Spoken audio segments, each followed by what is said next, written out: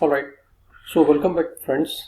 This is the third video in this series. If you've not watched my previous two videos, then I'll suggest you go and watch it because it'll help you in understanding what I'm going to talk about in this video.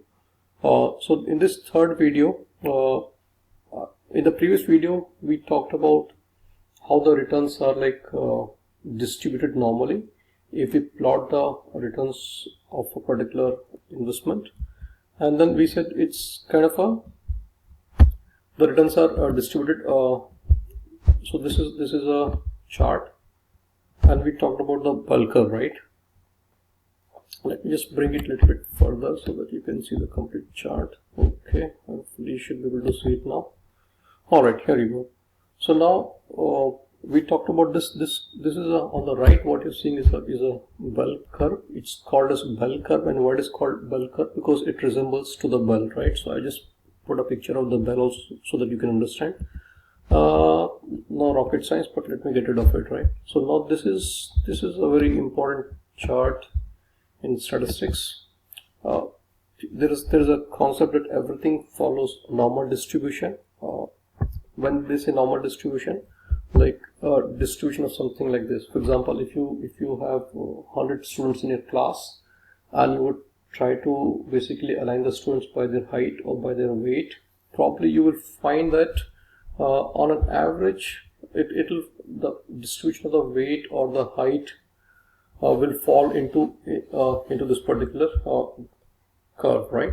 So what you can see, 68% of the people of a class will be within one standard deviation of the mean. For example, if the total average is, let's say, 140 pounds or 160 pounds as a weight, average weight of the students of your class, you will find that 68% of the students will fall within 160 pounds plus minus one standard deviation. So that one standard deviation is let's say 10 pounds, then you would find 68% of the students in your class will be 160 plus minus 10 pounds. Okay, if you go two standard deviation, you will find 95%. I'm sorry, you will find 95% of the 95% of the students falling in that particular range. And if you go further, within the three standard deviation will cover almost 99.7% of the data within will fall into that particular range, right? So this is like a pretty fascinating concept. Because why? Because if you plot the returns, right, and any investment return, right, and we just saw, let me bring it back so that you can see it. Yes, where's my chart? Oops, where did it go? Oh, sorry, I'm wrong. Okay, right. So this is the chart for. Let me write it down. This is basically Amazon. This is a distribution of monthly returns of Amazon stock, and you can see it's kind of a falling into that particular distribution what we just discussed, right? So if we apply the same concept over here, right, and we can say that on an average, the mean return for this particular stock is 3%, that we already know, right? Because we have done it earlier. So it has given an average return of 3%, all right, and we have calculated the standard deviation or the variability of those returns also as 11%, right? So if we apply the same theory over here, so what we are saying that 68%, let me just insert. So what we're saying, this will be 68%, 68%, this was 99.7%, and this one was 95%. All right, so 68% of the time you can expect a return of somewhere in between plus 14% or minus 8%. So your return will fall in that particular range.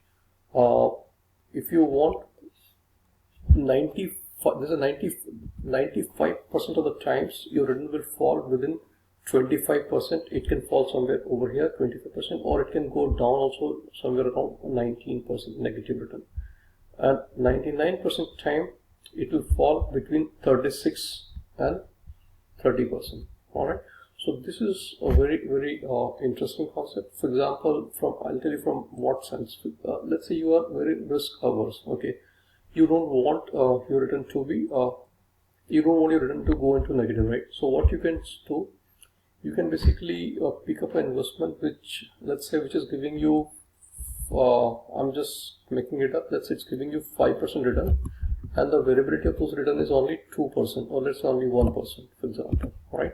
So now you're seeing is that in all the cases you're getting a positive return, right?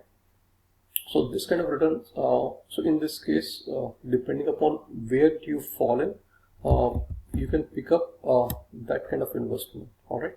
So like I did the same thing for the other stock that I mentioned, Arena Pharmaceutical also. So here average return is 1.15%, and the standard deviation of those return is 25%, which is too high.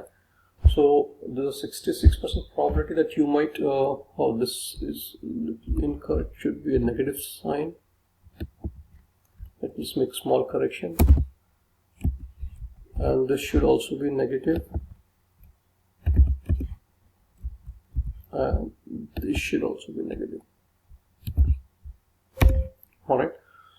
So there's a very high possibility that you might either get a return of 77% on the plus side, or you might lose 74% of your money. So invest $100, probably after a year you might be having $26 only. Alright, so and at the same time you might be having $177. So depending upon where do you what kind of risk averseness that you have, you can pick up the investments accordingly. So I think this is a very important concept, because wherever you go, even if you go to financial planner or somebody who basically does this for a living, they might ask you all kinds of things, right? They might ask you what is the return percentage that you're expecting, how much, what is the expectation of return, 2%, 3%, 5%, and then depending upon that they will tell you if you're expecting 2% return, then probably you should be okay to take 10% risk, or 15% risk, or 20% risk. But if you are expecting, let's say, 1% return or 0.5% return, then probably you don't have to expect any risk. You can just put that money into a corporate deposit or something like that, right? So there's always a risk and return trade-off. Higher the risk, or I would say higher the variability of the risk, higher is the possibility of return as well. I think this kind of covers pretty much. Maybe in next video what I will do, I will touch upon some asset classes. Here I talked about how to arrive at return calculation, how to arrive at understanding the risk. Now I talked about a little bit of portfolio diversification by combining stocks, for example, which doesn't move in the same direction. For example, if one goes up, other one goes down. So in that case, what you can do, you can reduce the variability of return, right? So now further, there are other concepts in financial management. For example, how you can form a portfolio. So there's a Markovitch portfolio optimization, in which it'll tell you what is the maximum return that you can expect for a given amount of risk. So that's kind of a most efficient portfolios. I will talk about those things in separate videos. And probably it's pretty interesting concept. So I think we're just getting started. We're just getting hang of it.